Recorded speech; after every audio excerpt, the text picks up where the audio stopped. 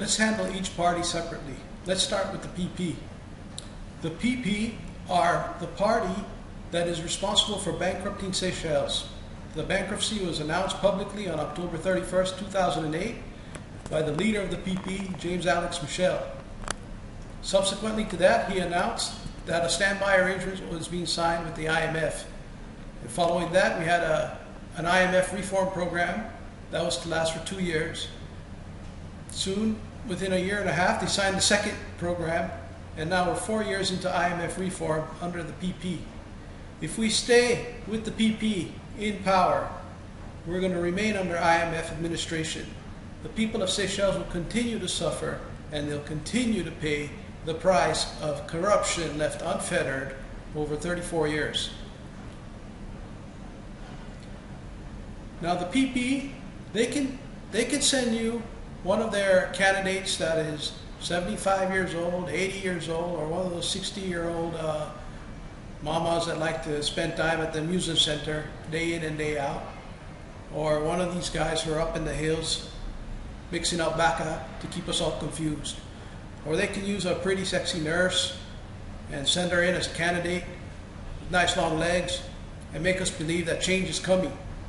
Anyone that represents the PP doesn't represent change. They represent more of the same, and things will only get worse under their administration. Most of these young people in the PP today that are running as candidates don't even know what a National Assembly is. They don't even know what democracy is.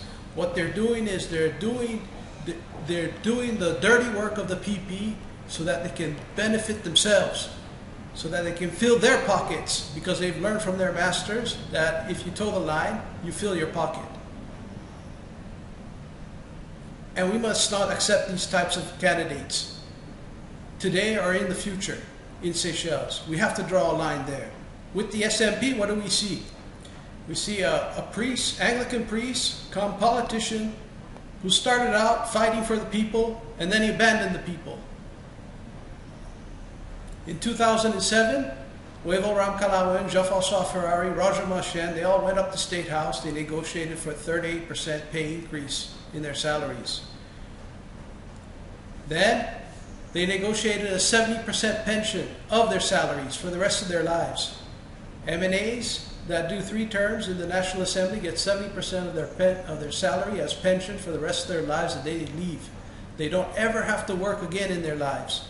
When Mr. Ramkalawan comes to your district and to your village with his 40 men or 500 men to campaign, he will not tell you about his pension. He will hide it. Just like they've hidden it on SPC. They didn't report it. Because in conspiracy with SPPF, they voted the most ridiculous pension for politicians in world history. People of Seychelles have to open our eyes.